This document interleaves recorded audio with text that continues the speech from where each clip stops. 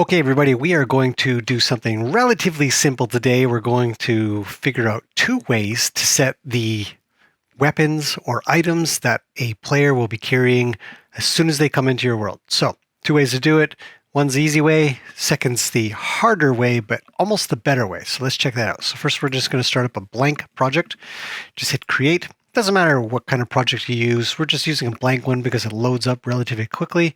But if you wanted to use any other, it doesn't really matter, because what we're going to do is going to go into the island settings for the game. So when you come into a game and it's blank or it's got a bunch of stuff in it, every single game has the island settings, which we can see up in the outliner of your project.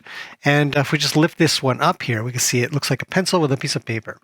And this pencil with a piece of paper is reason because there are a ton of settings that you can change inside of your island. We only want to change one setting for this particular thing to do, and that is the default class identifier. We want to set this to anything. So class slot, we're going to set it to 1 for now, but you can set it for anything. This is just kind of like categorizing your players. So say, for example, you wanted a game where some people are going to be maybe a sniper, one's going to be a medic, one's going to be, I don't know, assault guy. So those will be each different classes or categories that you're going to want to stick your players in. You can have them choose. We'll cover that in another video. But for now, we're going to set the default to be class slot 1. So anybody that comes into this game is going to be set in the class, the first class or class 1. It's not the first, but it's class, it's just a label of 1. Now, the way we're going to go about setting what that player has is inside your content browser. And if you can't see this here, then you're going to want to just bring that up from the bottom. And it's a content drawer or content browser. Either one is fine. I have mine up all the time. And inside of here, we're going to search for class. And there's a pile of stuff in here. What we want is the class designer. So we'll just drag that onto the stage or the play area. So it looks like this little doodad here, and it's I don't know what it is. It's a thing. But what it does is it allows us to set a bunch of stuff for the player that we've just set. So if we look over on the right-hand side inside of the user options for it, inside of the details panel, then we can see here the class identifier is set to no class. So we're going to set this to class slot of 1, just like we did in our island settings. It's set to 1 for the class slot of the default class identifier. And this is the fastest, easiest way to set everybody up with whatever. So let's click on our class identifier here, or class designer. And what we can do, so we'll head down here into this item list, and inside of the item list is where we can set all of our items. So the first one, I think I'll just set, let's go with pistol. And it's going to come up with SMGs first. We're going to set a level 5 pistol. Why not?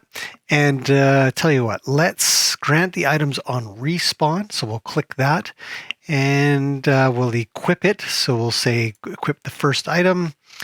And we don't want to see our little gizmo here, so we're going to get rid of that. So visible during game, off. Grant ammo with weapons. Yes, we'll do that so they have something. And we'll also have the character start with a pickaxe. So there's a pile of settings inside of here that you can set for this class of character. And like I said, you can add more items. If we wanted to add more items, we just add another item into here. The next item would be, let's see, let's put in a sniper rifle.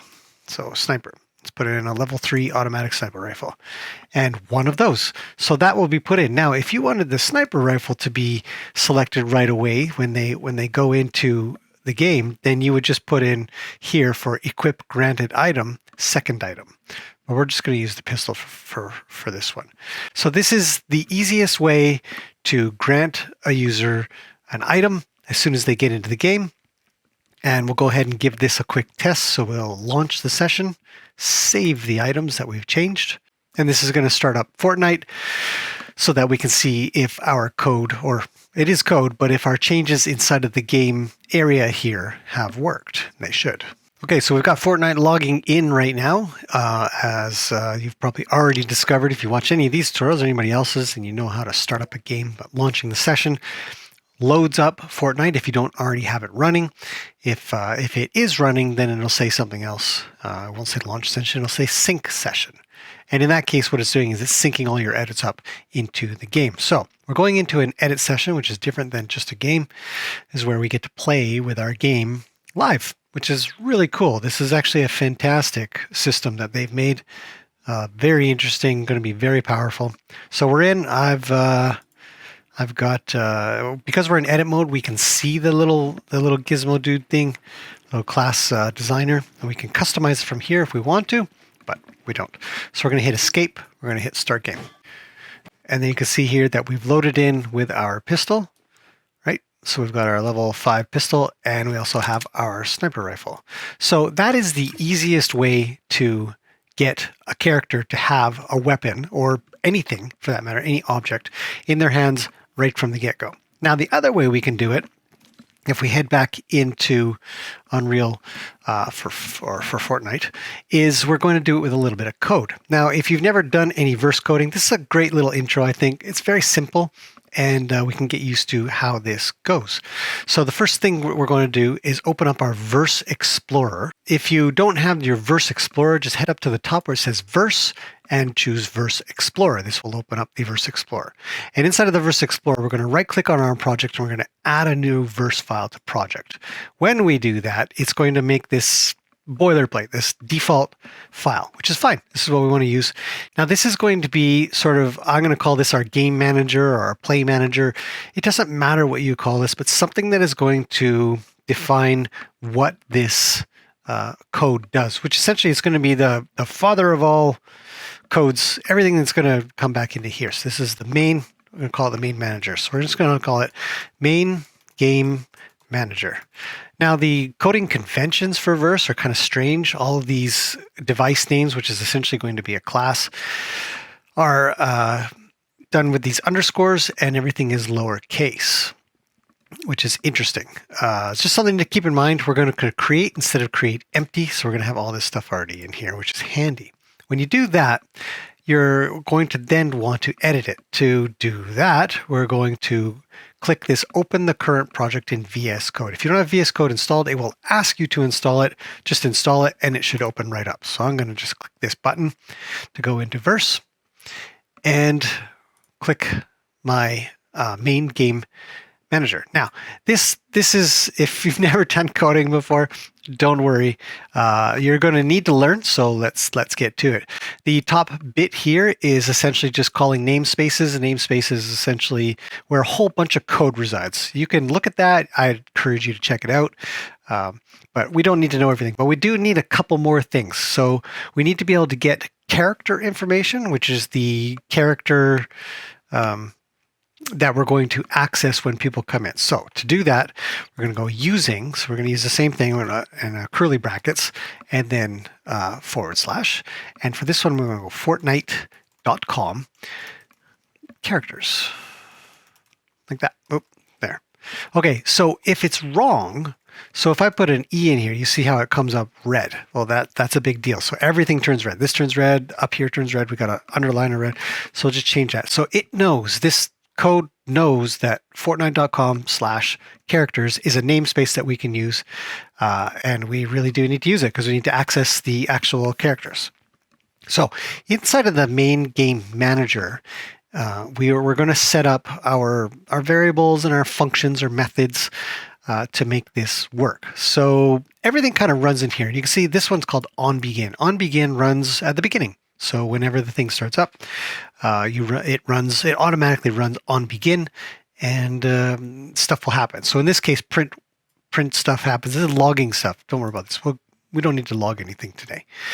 And indentation really matters. So if I write back here, it will be a problem. We want to write in here. The code really cares about indentation. So the first thing we want to do is we want to make something available, just like we can see over here in our class designer. There's all this stuff in this list, or if we go into the island settings, we can see all this stuff in this list. We want to be able to access our code. So to do that, we'll go back into Verse. And now that we're inside of Verse, we're going to make what it's called an editable variable, or an editable sort of setting.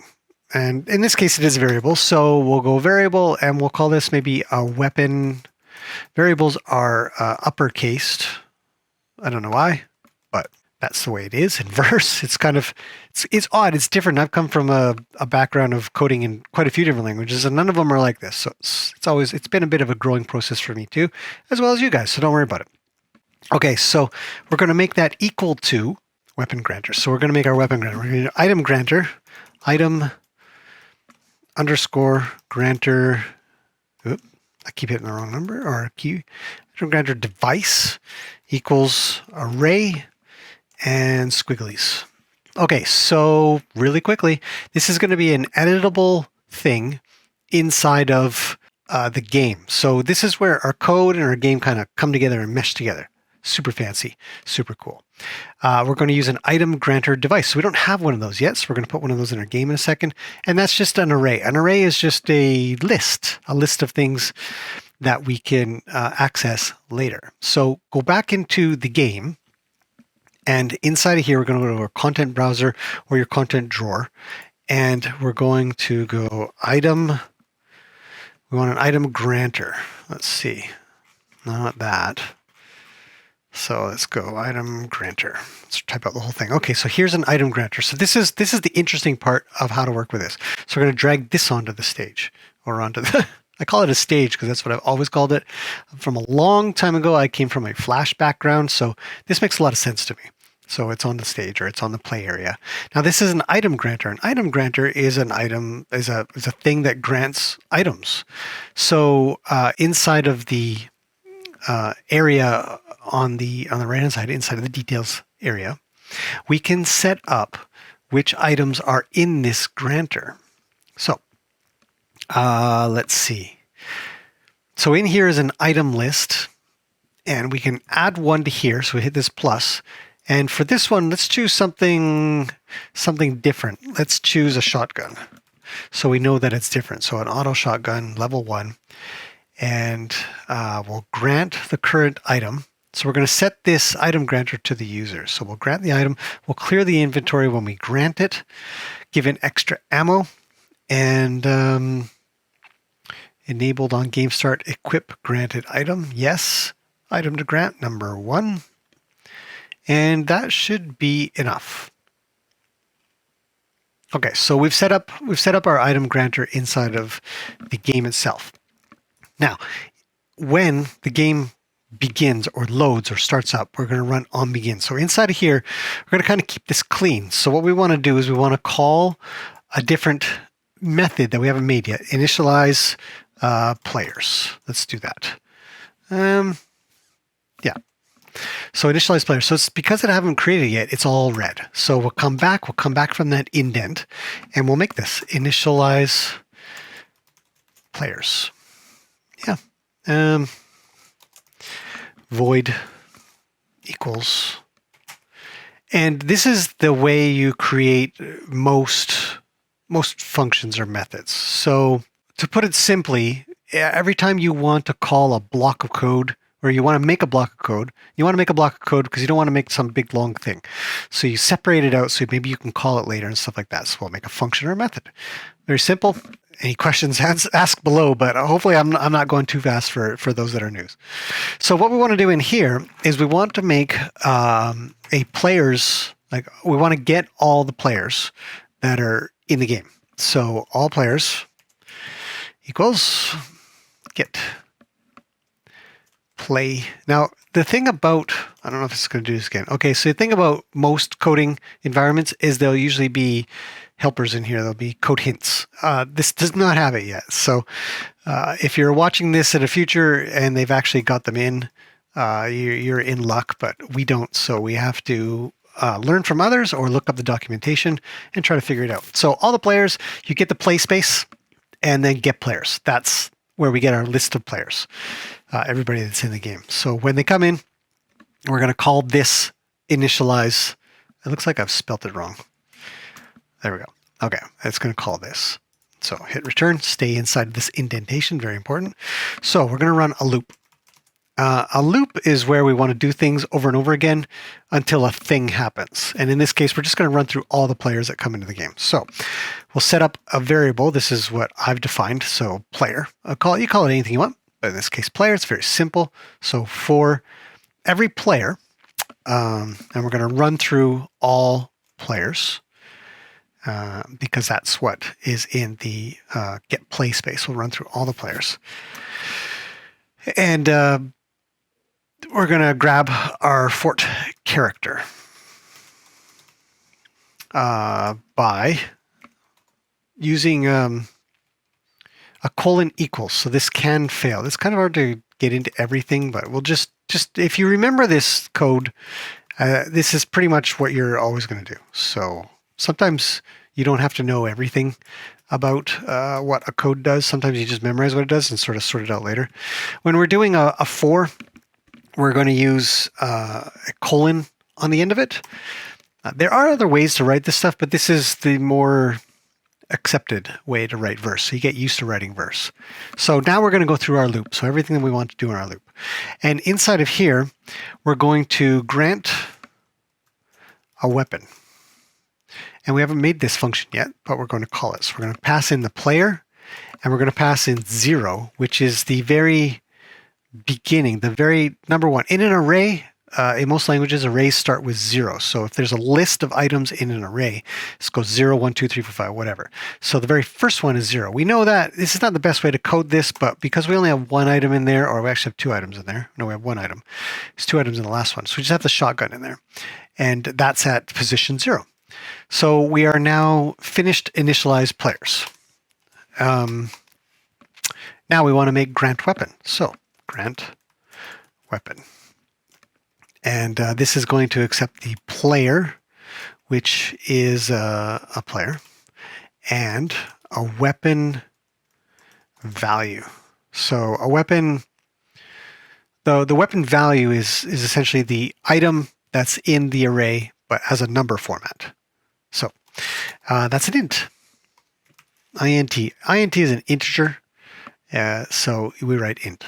Okay, so void, we're not returning anything, equals.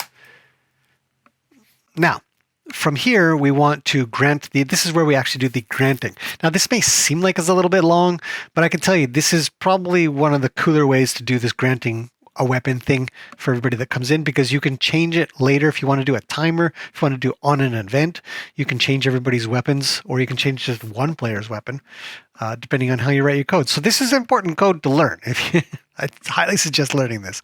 So if item granter equals weapon granters, actually got that one right, and then we'll go weapon value.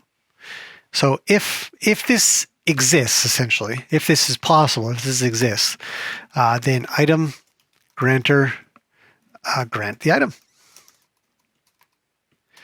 Grant item to the player, like that. And that should be it. That should be everything. Now, to test this, we're going to build our verse code. And then actually over in our island, we're going to take away our default class identifier. So by taking away the default class identifier, it's not going to look inside of the class designer anymore. So the class designer is just a class designer. It's not being used at the moment. We use class designers later in another video.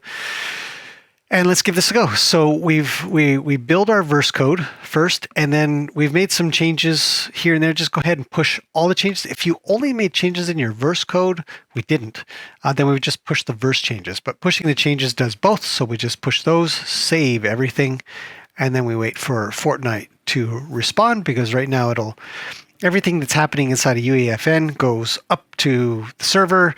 The server's, I don't know what it is. I guess it compiles it, and then it tells the client end, which is our end, to load it in and start playing. So it's preparing right now. So we'll just give this a second.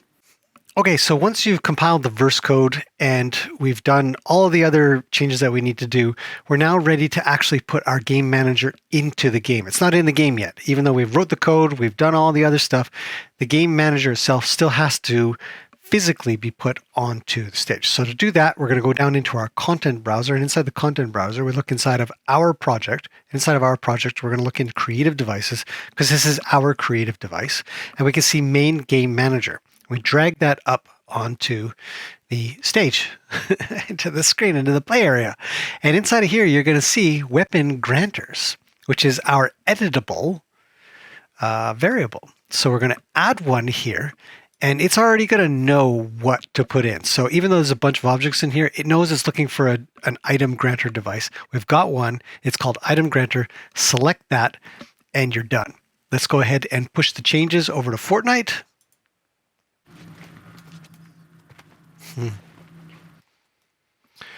Okay, so we're just about to go into our session. When we start the game, remember we should have a shotgun in hand.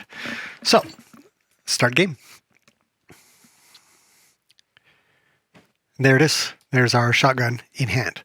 So those are the two ways that you can grant an item or give an item, whether it's a weapon or anything else, to a player. And the one's the easiest way, and one's a little bit more, I guess, difficult or involved, but far more versatile. That you can use it for all kinds of other things. Hopefully that's been interesting, and I'll see you guys in the next one.